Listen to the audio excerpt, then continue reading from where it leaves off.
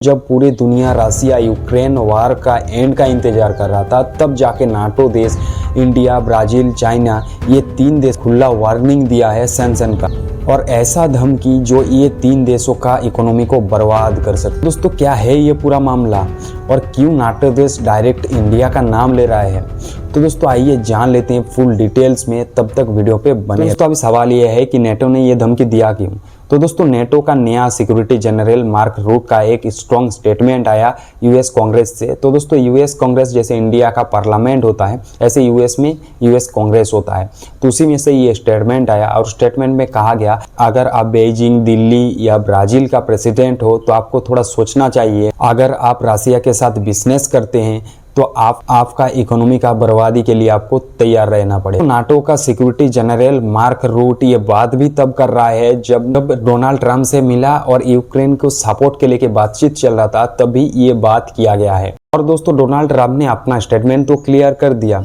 उन्होंने कहा कि रसिया को 50 दिन का डेडलाइन दिया गया है, मतलब 50 दिन के अंदर रसिया यूक्रेन को पीस टक करने की टेबल पे आना पड़ा। ट्रंप का कहना है कि शांति का बात करो या 100% सेकेंडरी टैरिफ के लिए तैयार रहो। जो भी देश रसिया के साथ बिजनेस करेगा उस देश के ऊपर 100% टैरिफ लगेगा, चाहे वो इंडिया, चाइना या ब्राज़ील की ना हो। रसिया के साथ जो भी कंट्री डायरेक्ट इनडायरेक्टली बिजनेस कर रहा था, उन सभी कंट्री को नुकसान उठाना पड़ेगा। सवाल यह है कि नेटो देश क्यों इंडिया, ब्राज़ील और चाइना को टारगेट कर रहा है? तो दोस्तों अभी आप चाइना को देखोगे तो चाइना रसिया से सबसे ज़्यादा ऑयल इंपोर्ट करता है, और रसिया और चाइना का जो डिफेंस रिलेशनशिप भी वो भी बहुत स्ट्रॉन्ग है।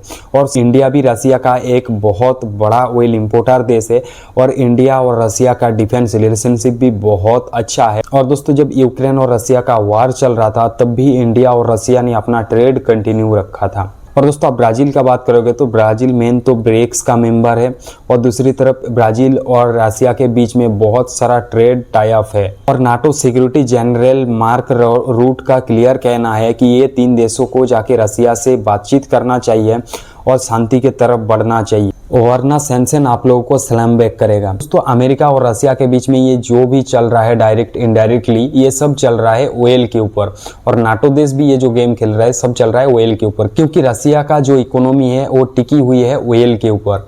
और ऑयल सबसे ज़्यादा इंपोर्ट करता है एक चाइना और दूसरे इंडिया, ब्राज़ील। इसीलिए इन 3 देशों के टारगेट किया गया है, क्योंकि रसिया का इकोनॉमी को कमज़ोर किया जाए। और जब रसिया का इकोनॉमी कमज़ोर होगा, रसिया के ऊपर प्रेशर आएगा इकोनॉमी का, तब खुद ही रसिया यूएसए के पास पीस टॉक के लिए आ जाए, ऐसा मानना है यूएसए का। और दोस्तों अभी सवाल ये है कि 50 दिन के डेडलाइन के बाद भी रसिया नहीं माना तो दोस्तों इसके लिए अमेरिका यूक्रेन को massive air support, not just air defence बल्कि मिसाइल और भी जो डिफेंस इक्विपमेंट फुल सपोर्ट करेगा यूक्रेन को। और दोस्तों अब इसी को लेके पेंटागन और नाटो मिलिट्री लीडर्स के बीच में एक डील का बातचीत चल रहा है। और दोस्तों इंडिया के लिए ये एक बहुत ही टफ सिचुएशन है, क्योंकि एक तरफ जो हमारा डिफेंस ट्रस्टेबल फ्रेंड रसिया और दूसरी तरफ नेटो देशों का प्रेशर।